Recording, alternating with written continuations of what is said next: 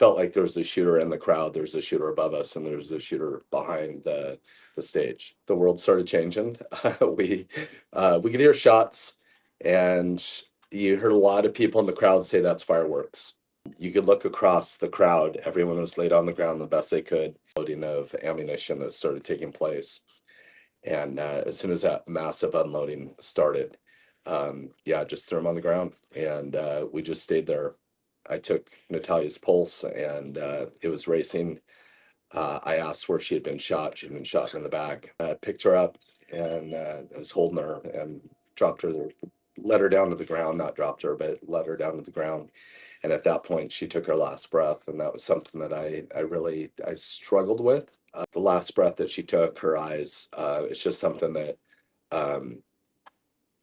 it's something that I still to this day, it took me a lot of therapy, and it took the equine EMDR to really get past that moment. Of all the success that happened that night, there was a few moments of failure to where, I kept in my head kind of living with.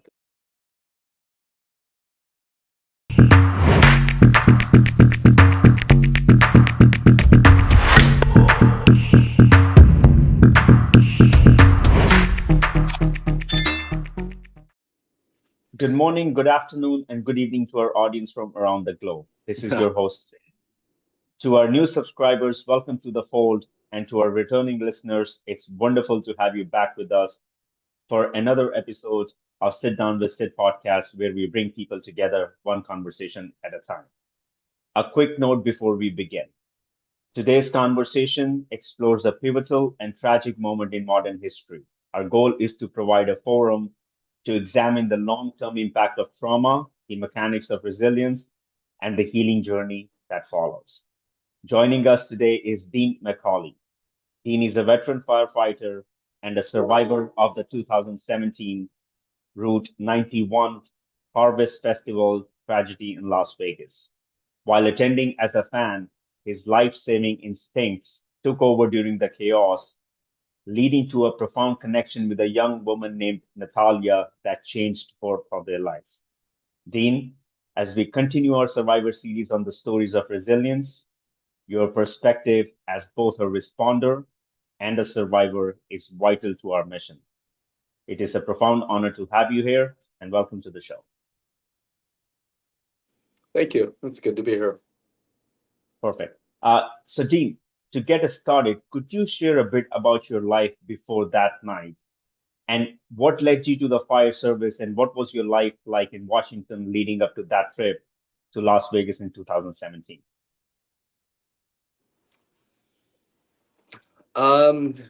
That's a really good question because it encompasses a lot of who I am for sure.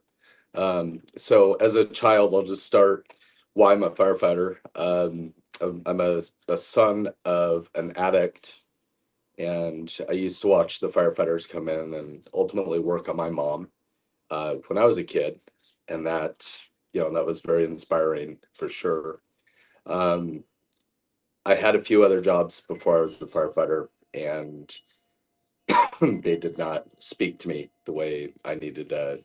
The jobs I had very good jobs. I worked for Boeing. I did some amazing things, kind of in the corporate world, but it didn't speak to my soul. So one day I went to my boss and told him I was going to be leaving, and I became a volunteer firefighter. And I spent a few months living in my truck and with my dog, and learning how to do this job as a volunteer. And that proved to be just listening to my soul and listening to what I was supposed to be doing proved to be, a very big difference for my life. So it's the same advice that I give to my son as well today. So I got hired after a few years of that. I was testing all over the place and just knew that no matter what, that's what I wanted to do. I wanted to drive a fire engine. There's an old television show from the 70s that I used to watch as a kid too, and it was called Emergency. So ultimately what my goal was is I wanted to drive a fire engine. I wanted to help people. That's all I wanted to do. And if that's all I had done in my entire life, I would have been very, very satisfied with my life choice in that moment. So once I got hired, Um, in fact, thinking back up a little bit, 9/11 happened, September 11th, 2001 happened. And I was sitting at my desk at Boeing, and that was a big life-changing moment as well. I think that was the catalyst that finally said it's time to make this move. So, um, watching everything kind of unfold on TV like so many of us did, um, that was a big change for me, right in that moment. So as soon as I got hired, there was a foundation run called Tunnel to Towers in New York, and I started attending that. I would take volunteer firefighters, politicians, city mayors, city council members, chiefs, whoever would go with me. The deal was if you went with me, there was no rank. We're all Americans. We're all brothers. We're all sisters, just trying to help each other and do the right thing. So I'd go and I'd stay with FDNY, New York firefighters, and I'd stay in their firehouses because it's very expensive to stay in hotels in New York. And I got to be friends with a lot of those guys. In fact, one of them became a brother to me, and just a true, just a hero in my life. Um, but I'd try and get those guys to talk a little bit about 9/11, and for many reasons they couldn't talk about it, and they were really upset, and they were really, I can just say as a fireman, from one fireman to another, they're just really messed up. And I was young, I was new, and I struggled with that. I didn't understand why it was so hard for them to talk about. And finally, on one of the days, I was receiving an award from the Siller family there. And one of the firefighters who really didn't want anything to do with me, his name is Neil Malone, um, ended up walking me down to New York because I was in my suit, walking me down to Lower Manhattan where the Trade Center was, and uh, walked me through the 10 house, told me his story and how many times he basically had tried committing suicide, and he opened up to me, and we became very, very close friends in that moment. And I think it was because he knew I was the real, I was the real thing. I really cared about him. So every year we made a deal that he would stay alive and I would see him, and I'd be back there to honor September 11th and the 343 firefighters and the 60 police officers. And I would take new politicians if they would go, and I'd spend a day and when I was there, and I would teach them about 9/11. I would teach them about the sacrifice that first responders are willing to make on or off duty. And it became kind of a tradition. Lots of politicians that go back with me, and it seemed like every time that they would, they'd be grateful and they'd thank me later on for it, and they learned something, and that ultimately was what it was about. Like, please, I want you to learn what we do. I want you to learn how important it is for us to serve, and why we're dialed a little bit differently than most. And so jump ahead. I'm in New York, and it's 2017, and this 5K run, would always take place the weekend before Route 91. So I'd go to Las Vegas and do the run with all the people, the firefighters and the cops and the politicians. See my buddy Neil. We would have dinner and usually too many drinks, and then I'd get on an airplane and I'd head to Las Vegas to go be a normal person and listen to country music with my friends, and um, not have to be anything, not have to be a firefighter, not have to be a dad, not have to be responsible to anybody. Just kick back, listen, country music, and enjoy it. And that takes us right to Route 91. It takes us to that moment of like kind of where the world changed. Wow. I appreciate Dean for you opening up and sharing like your background and like the essence of your journey and how where you are today. So it's very profounding to listen to you. I can feel the depth in your conversation. Okay. Now I want to give you the floor. Uh, Okay. would you walk us through the night from the moment you were enjoying the concert with your friends in Las Vegas to the second you realized this was just not firecrackers and the decisions you made in the hours that followed? Yeah. So Route 91 happened on the final night of the concert. It's a 3-day festival. Excuse me. And there's a lot of different artists that show up, and it's a festival. I mean, there's hot dog stands going on. There's people selling jewelry, and it's just an all day festival where everyone is the best of friends. It's a really beautiful, beautiful thing. That day in particular was a final day. I uh, I did not have a drink that day. In fact, my friends who I was with, us with two best friends that are not firefighters and not cops, and then we had about 8 other of our friends down there. But they went over to enjoy the festival early. I chose to stay back at the hotel during the day, and I wanted to read my book and sit by the pool a little bit and just get a little centered, which is totally out of the norm. In fact, one of my buddies, Brad, he was really struggling with that. He's like, "You're nerding out on us all of a sudden. What's going on?" So I did that. I went to the pool and read my Kindle and went and had some food, and then called them up and headed on over and met up with them. And I went in there really relaxed, and that day I've played through my head a million times at least. But we went over to the small stage and we watched a bunch of really good up and coming young artists. One of them is Luke Combs, and just for me as somebody who really loves my job and loves what I do, that is one of the reasons that I really enjoy Route 91 is that it has a lot of people that they're just following their passion. They're just doing what they want to do, what speaks to their soul. So it's really fun to go over to the small stage and see the up and coming artists come over, and you hope to see them on the big stage. Um, but that's what we did, and it's a little bit more raw, and we made our way over to the big stage. And oddly enough, every year, every night, if you're looking at the stage, we stand to the stage right. We always stand right over by the stage right. We're usually in the VIP area, um, and this night in particular, we walked up from the small stage to be stage left, which was really, really odd. I mean, even for, as we were walking, we're like, do we want to do this? This just doesn't feel right to us. It doesn't feel normal. But it ended up being, I think very important that that's what we did. And again, it just felt right. So we stayed there and we listened to Jake Owen, and then Jason Aldean came out, and we listen to DJ Silver quite a bit. He's actually a friend of ours, so we love watching him. He goes out and entertains the crowd in between artists. He's a DJ and very, very good at his job. Um, so we were watching him in between Jake and Jason, and then Jason came out and did what he did. He's an entertainer, and he did a fantastic job.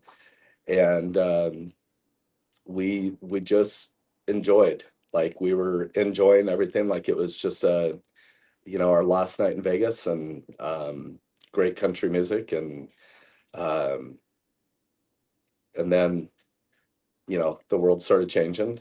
We could hear shots, and you heard a lot of people in the crowd say that's fireworks, and I don't take anything away from them. I think everybody wished it was fireworks. I even found myself in my own head for a second going, I hope that's fireworks. But I knew immediately it was not fireworks. And I took Thomas and Brad and put them down on the ground. And you could hear a lot of people still standing up and going. And at that moment, Jason stopped, and the lights went on. And there was a few earlier pops that sounded like background music or like speaker issues, but it was far from the unloading, the massive unloading of ammunition that started taking place. And as soon as that massive unloading started, yeah, just threw them on the ground, and we just stayed there until people started to really recognize what was going on. And then you could look across the crowd. Everyone was laid on the ground the best they could. There was a couple people standing up. There was one gentleman that was standing up, and he had had a lot of beers, but he was basically holding his hand in the air and flipping off the shooter as he was standing up there with his beer, and it's something I'll never forget. Um, and then in between rounds, there was a mass exodus. Everyone just tried to run, and I got my guys up, and we ran the opposite direction. Have a little bit of training in this. In fact, we had done some active shooter training in my line of work earlier that summer. So in my head, it was we were not going to run with the crowd. Um, and even in my head at that time, I felt like there was multiple shooters. It sounded like there was multiple shooters because, I've been told, and this is not to start conspiracy theories by any means or, other ideas. I just want to share what was going on in my head, which was I felt like there was a shooter in the crowd. There's a shooter above us, and there's a shooter behind the stage. So behind the stage right. So my thinking was to run toward the stage left against the crowd, and we started. I got my guys down and grabbed up some garbage cans and built a wall for us. And at that point, um, pulled out my phone and made a phone call to a good friend of mine he's the administrator of our fire department, which is he was the head chief, and I have a long history with him. He goes to New York with me. In fact, I was just in New York with him, and he's got some history with the FBI and State Patrol, and so I just called him and I said, we're under attack. I don't think we're getting out of here. There's multiple shooters, and I'm watching people get shot. And right there, I had just earlier saw a girl take a bullet to the neck, and then I saw another girl go down in front of me while I was talking to him. And I said, I got to go to work. Um, I just don't think this is going to end well for us. And he said, please just stay on the phone with me. Don't move.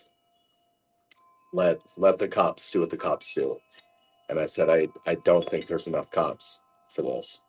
And so we held tight, kept pulling people in behind my garbage cans, and then I had to say goodbye to him, which that was really hard because I have a lot of respect for who he is.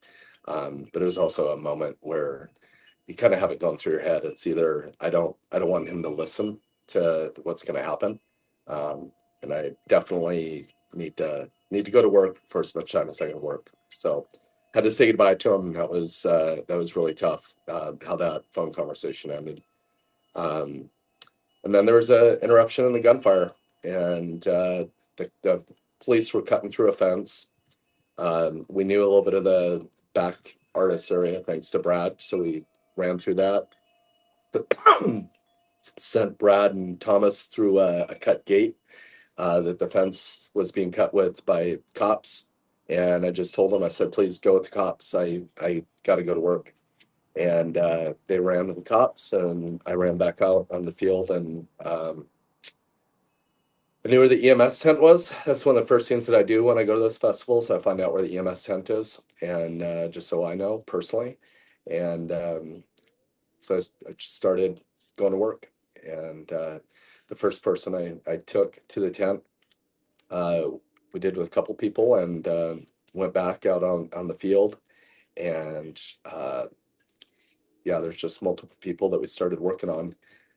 There's another girl in particular that I found her, and she was breathing, and she was trying to talk, and she was by herself. And I just stopped and got on my knees, and I told her I was a professional firefighter from Seattle, and I said, "You're gonna be okay. My name is Dean. I'm not, I'm not gonna let you die, and just, I'm here with you." And I ended up putting her in one of these it's a roller garbage can. Picked her up and set her in it, and I rolled her to the EMS tent and picked her up, and I was holding her and dropped her let her down to the ground, not dropped her, but let her down to the ground. And at that point, she took her last breath, and that was something that I struggled with for a lot of years. I mean, that really that the last breath that she took, her eyes, it's just something that um, it's something that I still to this day. It took me a lot of therapy, and it took the equine EMDR to really get past that moment, because it was a nightmare that I was out running. I felt like I failed her, and I felt like I lied to her. And at that moment, said a prayer, and I went in the EMS tent, and that's when I ran into Natalia. They were trying to do an IV on her, and I heard one of the medics ask for help. So I got a tourniquet and helped with the IV, and she got the IV, and then she moved on to the next person. I took Natalia's pulse, and it was racing. I asked where she had been shot. She'd been shot in the back, and she was very calm. Almost, it was eerie calm, which is not a good mix. So basically, just if you're running a 200 pulse, that's like you're running a marathon, so you should be pretty amped up. And she was as calm as it gets. So I knew I probably had, I checked her wound, and I was thinking to myself, I probably had about 20-30 minutes at max to get her some EMS help. So went and asked the tent organizer, I said, or the EMS coordinator, I said, where's your coordination point? Where's your pickup point? And she said, it's across the street at the church. So I helped Natalia up, and we went across the street, and there was nobody there. And there was some miscommunication that had happened that I had learned later on by sitting down with some of the people who worked that night. There was just a lot of excuse me, a lot of chaos that had happened that night, and that pickup point was not being utilized. So we waited behind a vehicle, and a SWAT person came by telling us to get down. It wasn't secure yet, and we saw a guy running out to his car, and it was a stagehand person, and I was yelling at him that I needed his car, and this big cowboy dude heard me yelling, so he chased after the guy and gave him the option that either we were taking it or he could drive us. And fortunately, he drove us. He wasn't from Las Vegas. He didn't know the area. But I told him, just follow an ambulance. We got in the back, and I said, just follow an ambulance. You'll be all right. Um, so as we're following that ambulance, um, we got rerouted, and we got rerouted to Sunrise Hospital. And so we got into Sunrise Hospital. We're probably, I don't know, probably in the first 20-30 cars going into Sunrise, because the other trauma center was already booked up. It was already full, and they were turning people away. So Sunrise had an amazing staff. They had this amazing triage nurse that came out, and I took Natalia out, put her in a wheelchair, wheeled her in, and fortunately her sister was already there. She has a twin sister who had been shot. And as a EMT, I'm not allowed to hand somebody off until I hand them off to an equal or higher power. So pushed her in. I told her to keep her eyes closed. I didn't want her to see what was going on in there. And found a nurse. Told the nurse that she'd been shot, and where she'd been shot, she needed immediate care, because I felt like I was losing her. And the nurse took over at that point. And then I went, said my goodbye, and I went out in the parking lot and started setting up triage. Um, and yeah, just set up a triage area. We got all the beds that we could get. We got all the chairs that we could get, and we put together a few different people where they could cordon all the people, all the cars coming in, all the Ubers and taxis.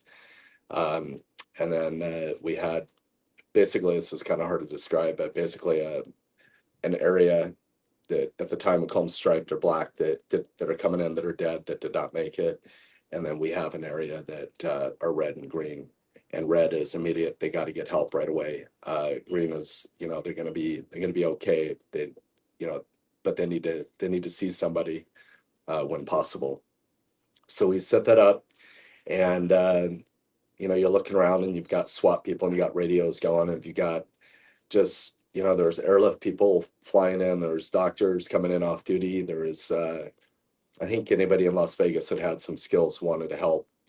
And that was beautiful in a sense. I mean, that was a really, in hindsight, looking back, that was to see humanity, just like when I was out on the field, um, come together and, just really want to help. And we had a lot of people wanting to help that night. So we got everything set up. When I was en route with Natalia, I called her dad as a dad myself. I said, "Hey, we need to call your parents. Let them know I got you." So I had her dad's phone number in my phone, and I had told him en route. I said, "I got your daughter. We're going to the hospital. We're going to a trauma hospital. She's been shot in the back. You need to come as soon as you can possibly come." And he's a great guy. His name is Mike, and mom and dad came to the hospital. When I was out pulling people out of cars and either doing CPR or doing anything, I get this guy that comes up behind me and he said, "Are you Dean?" And I said, "Yes." And he goes, "My daughter's in surgery. Thank you." And I said, "Awesome. I'm super happy to hear that. I gotta keep working." So he went inside to be with his daughter, and I just kept working. I had a Seahawk Fire Department shirt on. It's a white T-shirt, and it's a Union shirt. And a guy came up to me and said, "Hey, are you out of Seattle? You're a Seattle fireman?" I said, "Yes." And he said, "Well, I'm a ex-medic from Seattle.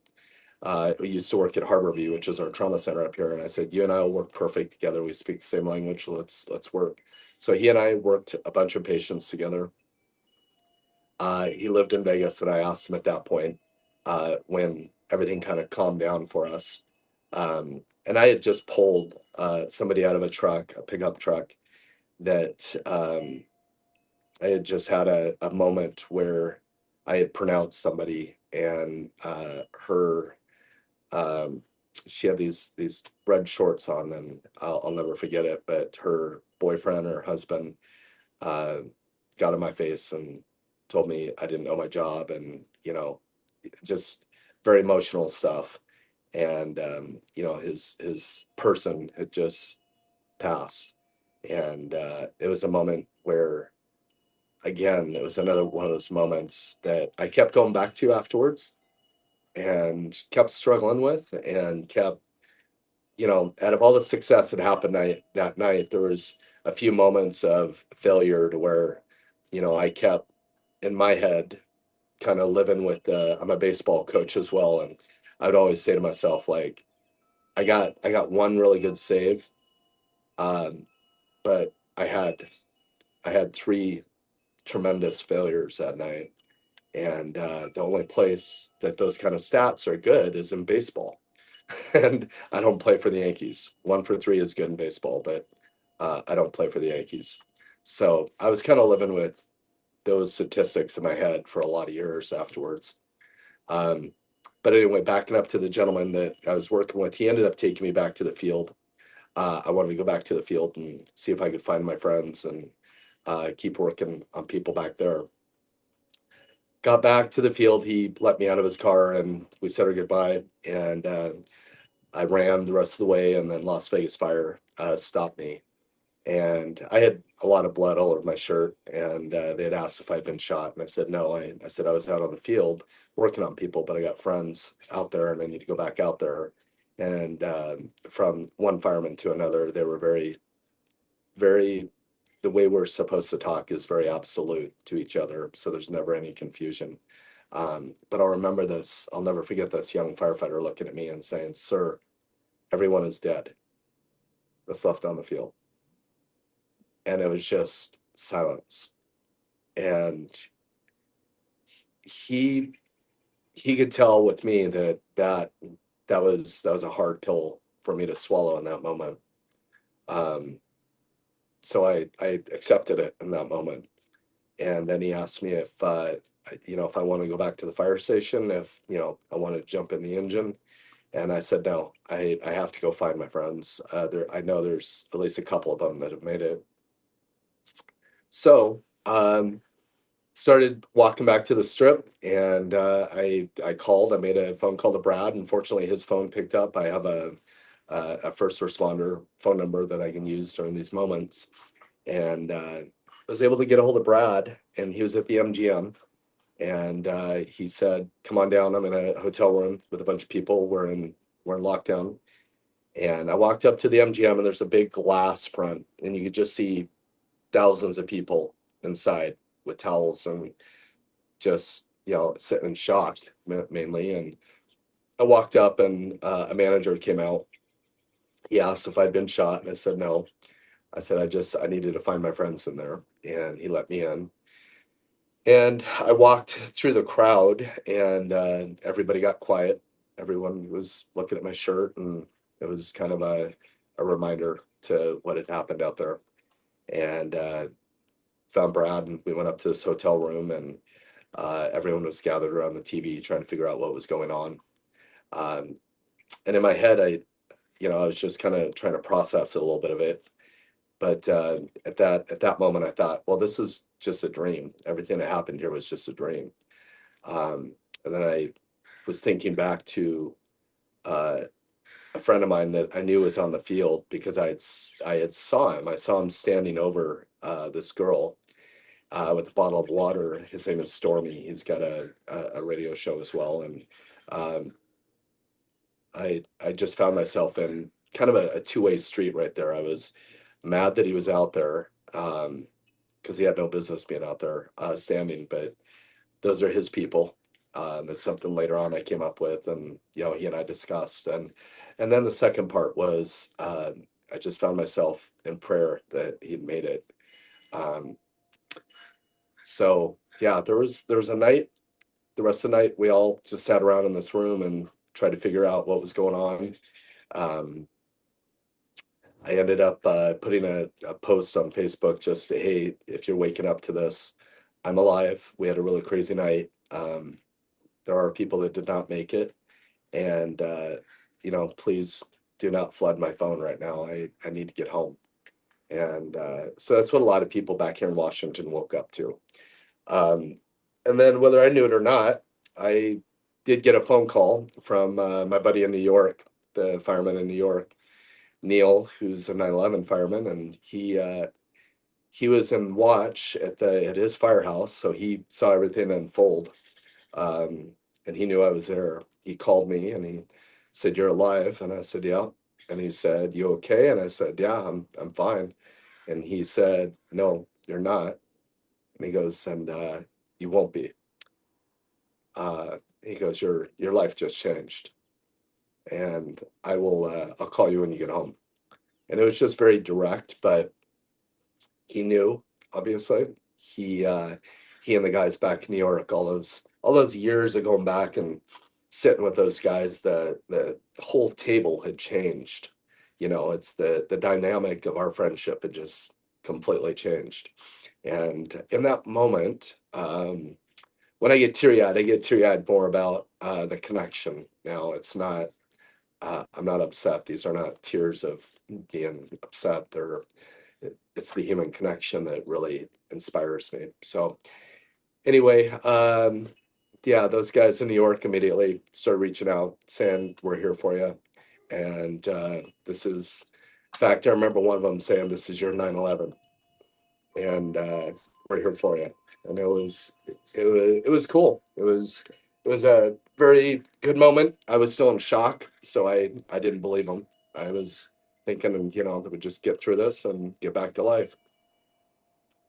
So flew home, and I walked into my house, and I got a phone call from Natalia's dad. And Natalia's the girl that was shot in the back, and I got her to the hospital. And he had said, "My daughter lived. She went into emergency surgery. She would have died if you didn't get her here." So from one dad to another, thank you. And she is in she's in the recovery room, and she's asking about a dog that you had shared with her in the car. So I was trying to keep her blood pressure down, and I pulled out my phone and I showed her pictures of my Great Pyrenees. And so I sent her a video of me and my Great Pyrenees. and just sent her a video saying, "Hey, I'm proud of you and I love you, and I can't wait to wrap my arms around you." And her dad ended up sharing that with I think it was ABC News or Good Morning America, and then that video ended up going viral. And ABC News ended up at my fire station the next day, and we did an interview, and then they flew me down to reunite me that next day. So less than 48 hours, I was back in Vegas, seeing Natalia in the hospital, and walking the street again, which was really eerie.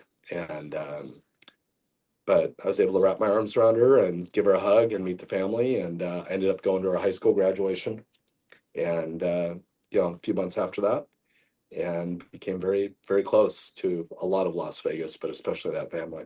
They've become kind of my secondary family. So Wow. yeah, Uh, wow, Dean. I mean, wow. I mean, this is very heavy. So thank you for sharing it.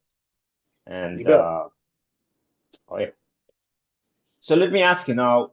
Uh, Initially, what I heard was when the people were dropping to the ground, the shots were coming from the high floor of the hotel room, and a lot of people did not know where the shots were coming from. Were you able to see something like that when you had the wall built up for yourself and your friends? Did you see like any gunshots coming from the top, or you were still like confused? Where is it coming from? No, you could not. You could not see. I knew there were shots coming from above us. As I told my buddy Eric, who I was on the phone with, I said there's somebody shooting at us from above. So I kind of felt like somebody was shooting at us from a rooftop. There was only real two rooftops in that area, and that one was the Luxor, which is shaped like a pyramid. So I didn't think it was that. So I kind of had an idea it was coming from somewhere around the Mandalay Bay, but you could not see. There was just way too much going on, you know. And then the bullets were coming down. You're shooting into a concert area, so you've got a sound stage, and one of Jason's guitarists, his his guitar received a shot, and so he was definitely aiming towards the stage itself as well. And that sound stage was picking up the sound and then carrying those bullets across the top of us as well.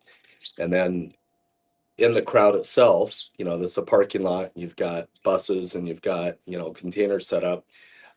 Those bullets would hit the ground or they would hit anything and they just start ricocheting. So, um, I that's one thing I can still hear is I can still hear that gunfire and I can still hear the ricochets happening. And the difference between I think for those of us that have experience with, guns, and I own two guns. I shoot guns, so it's like, I have an idea of what that sound like is like. It's more quick. Fireworks have more of an echoing sound, so definitely a different sound for those of us that understand that. Um, yeah, I hope I answered your question. No, absolutely. Uh, you know, uh, so I want to talk about, I know, so you said, let me go back to your uh, therapy part first before I ask you some of these questions. So you mentioned you work with, you found a path forward through your work with the stable arena. For someone who has never experienced equine therapy, how did working with horses help you process the trauma and the hypervigilance of Route 91 in a way that a traditional talk therapy could not? It's a really good question. So when I got back, and everything kind of started calming down a little bit. Um, Las Vegas did a really good job. They set up a resiliency center, and if you were part of it, you were told to reach out, and they would help assign therapy to you or give you some ability to find therapy in your area because there were so many of us that were from out of state there, even out of country for that matter. This concert actually was very, very global. There was people that were from all over the world that were attending there, and especially Canada and the United States. But there was people from Mexico, which I later found out. Um, But I I mean, I personally, as a first responder, I kind of had it in my mind that it was for those people, it wasn't for me. And then when I started to reach out to a therapist here, um, it's we were probably 2 sessions in when she had to stop me and say it was too heavy and she couldn't do it anymore. And she's a trained therapist as well. And that was a very odd moment because I was like, I'm trying to get help, but you're firing me, and it was a, um, it was a moment, even as I'm sharing my story, when you're looking at the therapist and they're crying, you realize I don't want to put that pain on anybody. So I started to shut down and try and process it myself. Um, the guys at work were starting to see a change in me. In particular, I had one night where, I pulled up the fire engine and it was a 2 in the morning call, and there was a girl that had been ejected out of her car and to the middle of the street. And as soon as I park the engine, my job is to secure the scene, and then I bring the tools to the people, and then we work on the patient. And I froze, and the guys were really recognizing what was happening, and it was a scene right out of Las Vegas for me. So one of the captains, he'd called another therapist and got that started and made sure I had childcare, and I started working with that therapist. But I didn't want to be fired again. I didn't want to hear hurt anybody. So that was quick. I basically lied myself through that entire, probably 2 3 months. And she said, "You're great. You're dialed." Um, During that, I was starting to drink a lot, and I was starting to like battle my own internal demons and a lot of failure that happened that night. And the rest of the world was seeing a very different Dean. There's people that were seeing me on 2020, and we were doing some documentaries, and um, I was hiding it pretty well. But my son definitely saw it. And that was kind of a major turning point, actually. I was walking my son one afternoon, and I had poured gin into my water bottle. And my son said, "Dad, you're drunk." And he was like 7 years old, and I'll never forget it. And my son is my world. I mean, if there's something I don't want to fail, it's definitely my child. And the Resiliency Center had been reaching out, reaching out, reaching out. Terry, who basically does equine EMDR, she was basically assigned to me, and she would reach out every month and just say, "Hey, are you doing this? Are you doing that?" And I'd be like, "No, no, no." Well, finally hit that day and that moment to where um, I was now going through a really bad divorce. Uh, I was just really at the end of my rope. I was recentering myself with faith, but I just could not, in any way, shape, or form, get out of the failure of where I was at. I had failed everything. I'd failed my son. I'd failed my marriage. I was failing the guys at work. And my mom, who was an addict, who I shared earlier, uh, I had watched her be addicted to medication and pills, and I didn't want to be medicated.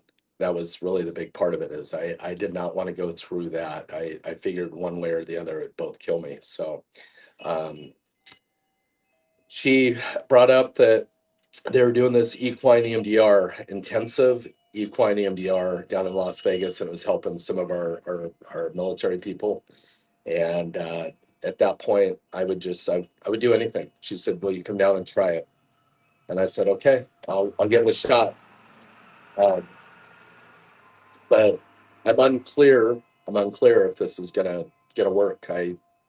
It's sounds a little too woohoo for me, but I'll give one last shot, because in my head I was already planning an exit plan, and that's probably the hardest thing to share with anybody, is like when you get to that moment of there's no way out. It's a real hard place to be.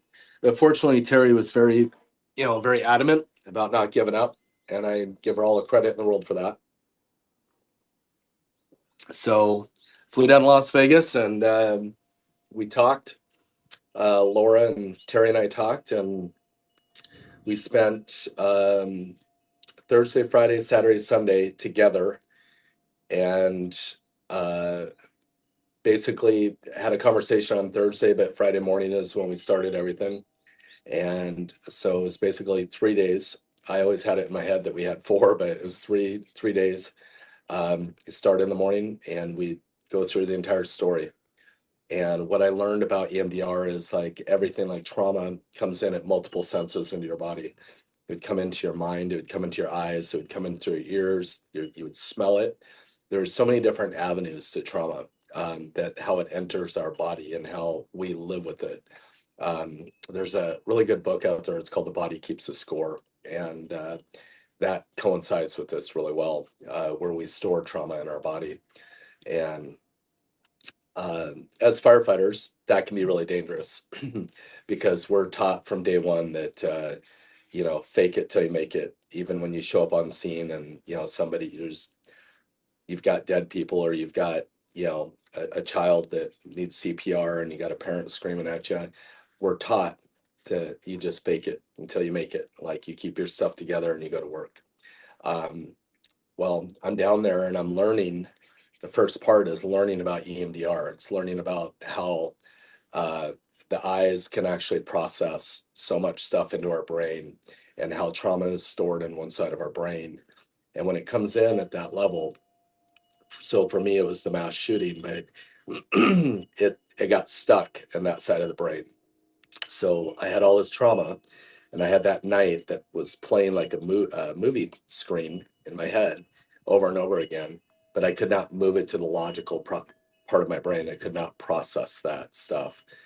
And in that, there was still a lot of buried stuff that was not getting help. So there's a lot of surface stuff that I was seeing, but there's a lot of stuff that happened that night that I was living with that I didn't realize I was living with.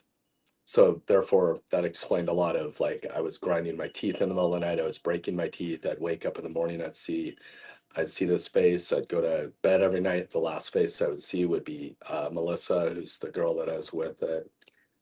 She did not make it.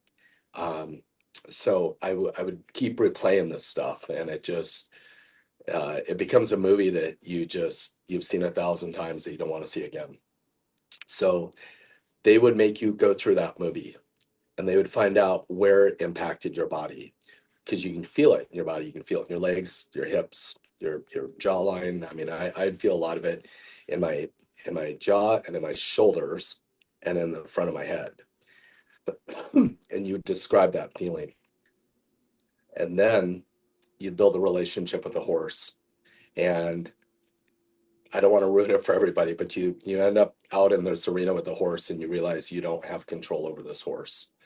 But the horse and you end up building a very special relationship. Then you move on to the therapy where I was standing on one side of this horse and I'd spent all day with this horse. And then Terry, the therapist, would stand on one side of the horse, the other side. And then we'd start going through the beginning of the movie, which was my experience with Route 91. And she would be tapping on each hand, and my eyes would follow each tap as I'm going through that experience. So the beginning, and to trauma, for most trauma, there's three parts to trauma. There's a beginning, a middle, and an end. And what we found out with me, there was actually four parts to my trauma because there was something that was underlying that I had no idea I was dealing with that dropped me really hard. Um, but anyway, as you're moving this trauma, and then you'd feel it in your body, and then I would usually start hyperventilating the horse. I'd sync my breathing with the horse because I'm leaning up against this horse. And then I'd usually, if it got too heavy, I'd start crying. And then we'd stop and I'd wrap my arms around the horse, sync my breathing again, and then get back, get centered, and then we'd start again from the beginning. And this was exhausting. I mean, this was, basically 8 hours a day of just you're going through this. But once you start getting through the first part of it, and then you get into the middle, and then you can start uncovering things, and you can start seeing things. And Terry is phenomenal. Both Terry and Laura, who run this program, they would know when I had to stop or when I'd have to take a break, and then come back to it, and then we'd get right back into it. And by Sunday, um, my gosh, by Sunday afternoon, I felt like a whole new person. And in my head, I was like, yeah, we tried this, we did it. It'll wear off. I'll be right back to where I was. Give me a week, give me a month, give me the anniversary of October 1st popping up. We'll see. And in the same sense, I mean, right before I did this therapy, I did a movie called 11 Minutes. And I come in about the third, fourth part of the movie. It's a movie about what happened that night. And the producer of 11 Minutes was down in the crowd with us. So she did a really good job. And we did it with Jason, and Stormy's in it, and DJ Silver's in it. And you can see how messed up I am. I mean, that's a real hard movie for me to watch. I've seen it one time, and I look like a mess. You can see the pain in my face and in my eyes. And so when I look back, when they did release that movie, and I look back at who I was after therapy, and I'm like, my gosh, I look like a whole different person. How trauma presents itself is, it's mind blowing how it reads on faces. And in fact, I can walk through a city and I can not even have a conversation with you, and I can read trauma on people's faces. I can see that they're living with very heavy stuff now. Uh, it's basically a superpower I did not have before. Um, but it allows you to like truly be with people and even give them a smile when they need a smile. Um, so yeah, got back. October 1st came around, the anniversary, and I was fine. My dreams stopped, and I started re-engaging at work. And I'm a baseball coach for Little League as well. And a real defining moment was I had bought this new truck, and my son had his baseball bat. He's 13 now, but I think he was I want to say like 10, 11, I think at the time.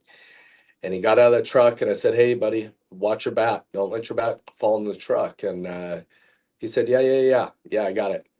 Just like most normal young boys do. And he got out, and I hear his big thug, and his bat fell into the truck, fell right in the side of the truck. And I looked at him and I said, "Hey, what would you do different?" And he said, "I'm sorry about the truck, Dad." And I said, "Yeah, it's all good. Just try and learn from it. Let's go inside and eat." And I walked around the truck, and his eyes were just big, and he goes, "I feel like I got my dad back." He recognized in that moment that I don't react like I was. When I got back from Route 91, when I got, when the trauma had set in, my reactivity time was super, super fast. Everything was a threat. Everything was, it could be anything, not just at work, but even here, whether it was my dog barking or, everything was a threat. And I would react that way. Um, where I'm at now and where I'm at years later is I have that processing that I had a long time ago, which is everything's slowed down. I don't have the dreams I was having. I don't have the thoughts that I had. I have a lot of hope. Even the very idea, I do public speaking now about this, but even the very idea that the suicidal thoughts that I was having, those have never re-entered into my head. Um, it's like the trauma was able to be moved from that one side of the brain. All the sounds of the gunfire, all the screams, the people I saw being shot, the people I did not save, been able to get peace with each and every one of those, move it to the other side of my brain, to the logical side, and accept that I did not fire those shots that night. That wasn't, I did the very best I could. And this is where we're at. And, you know, I have my life to lead. Everything happened. God put me in that place. That's where I was supposed to be. And one day I'll see those people again when it's time, when it's not my decision, when it's someone else's decision. And yeah, I'm just very much at peace to where every day is a new day, and I wake up, whether it's rainy or sunshine like you see here today in Seattle, it's a gift. So, and I'll still Wow. have those thoughts with Melissa. I'll still, I think I stay in touch with Natalia, and I still think about a lot of those people, especially Melissa. And now I find myself in prayer, um, and not failure, you know. Wow. You're such an inspiration, Dean. It's funny you brought up Melissa right now because that was my follow-up questions. I have two more things before we wrap this up. Yeah, Is I know even in your previous interviews and even today you said you had three failures, one of them being Melissa. I'm assuming that's the girl who took her last breath when you were putting her down. right. Uh, how do you, and you still say that you still sometimes see those faces. How do you navigate those thoughts today, nearly 9 years later, and how has your perspective on heroism changed? Um, so I still see the faces. I think now when I see the faces, I pray. And I'm able to have a conversation, and I know I did my best. Um, with Melissa, what it gives me peace is I went back to the healing garden and I learned a little bit about her. Um, I thank God that I was with her, and I hope that she found peace. Um, my relationship with Melissa and my relationship with Route 91 is, it's very peaceful. I see myself as I was supposed to be there, and even with Melissa, um, I'm happy I was with her in her last breath. As a parent, I would never want my child to die alone, and I pray that she felt that peace with me, and I want to believe that she probably knew that she was passing, and there was somebody that was with her, and that person was me. So when I think back to Melissa and I think back to any of the failure I had that night, I don't see it as failure. I don't question my decisions and how I worked. Um, I see it more as I was supposed to be there, and hopefully I gave people hope. Um, and hopefully that's what they're left with, but that's definitely what I'm left with. The earlier part of the trauma where you're left with failure and you're left with a feeling of I messed up or I lied or that is all transferred into I was supposed to be there. I did the very best I could. From one soul to another soul, we we were together, and that's how everything ended. And I think, hopefully you caught this beginning, but I hope from one dad to another that if my son was in that position, that somebody would be with him. None of us as a parent would ever want that for our child, let alone to be alone in that moment. So it's a much more peaceful feeling, you know, it's a, and there's a lot of gratitude in that moment. I have to look at it that I was chosen for that, and I was chosen for that moment. So that's what I'm left with now. Wow. Um, such an you put this thing in such an impactful way. So much depth. I really appreciate it. Dean, final thing I want to ask you is we call this Survivor series because we want to highlight resilience. In Mhm. your experience, is resilience something you were born with, or is it a muscle you have had to build every single day since that event in 2017? Um, I'm going to say it's probably a combination of both, Sid. I think if you take a child, anyway, I see it as a combination of both with us. As a child that experienced a lot of trauma as a kid, and as an only child, and I think it's everything. I think it's a little bit of our programming. I watched emergency television shows. I watched firefighters work on my mom when she was an addict. You start throwing in all these childhood experiences, and I think time, even when I was a kid, I'd go out to this horse or this cattle ranch. My family had a cattle ranch out in Montana, and I was never coddled as a child. So you start bringing some of that into it, and then I also think that when a human being starts really getting in touch with their soul and who they are, and what drives them, um, I think that's important. I think that decision I made when I was at Boeing and saying I want to be a firefighter, I want to serve, and watching 9/11 happen, I want my life to make a difference, you know. And I sat with prayer a lot when I made that decision because I was basically going from a very secure job to living in my truck with my dog, volunteering, not having a paycheck, and just really believing this is what I was supposed to be doing. So I think it's a little bit of a combination of when, I think every human being at some point has the ability to really listen to who they are and what inspires them. And when you have that, and you follow it, I think the right doors will open up. And, then I was given the skills, by the people that, employ me. And, um, but, even in that moment that night, there was a lot of great people that went to work. And then there was a lot of people that that reached out to me that they ran away and they were really scared. And, that's the human side of things. So when I say it's a combination of both, I think some of us are really born to be doing this.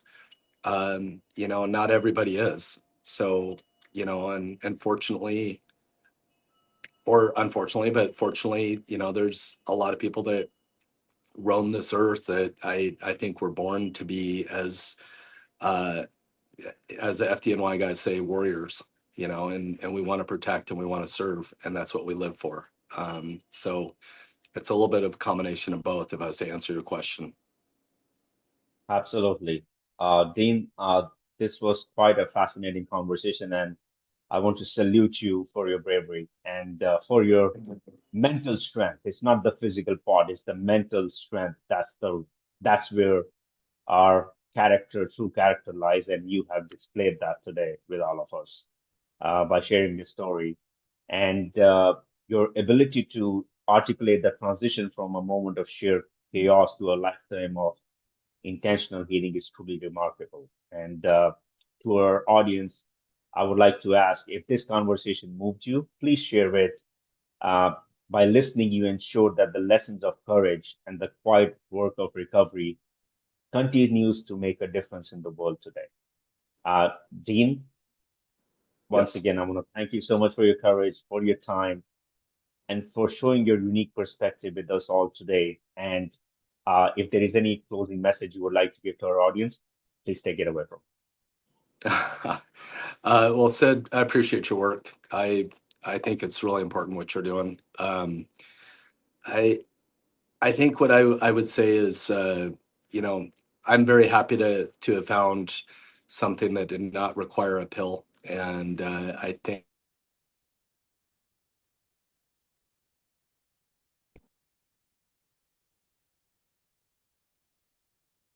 You're muted. Yeah. all right. Can you Okay. hear me? Okay. Yes. I this would be my closing message to anybody out there that would want to, really run away with something here is, um, for somebody that did not want pills, the way I looked at taking medication was I didn't want to mask my trauma. I wanted to heal the trauma. And that's what EMDR did for me. Intensive EMDR, getting away from someplace. It took me getting away 100%, going there for basically a week, getting away from family responsibilities, all my distractions, and just really diving into it 100%. It is hard. It was tough work, but if you are looking for something, I would definitely try it on 100%. And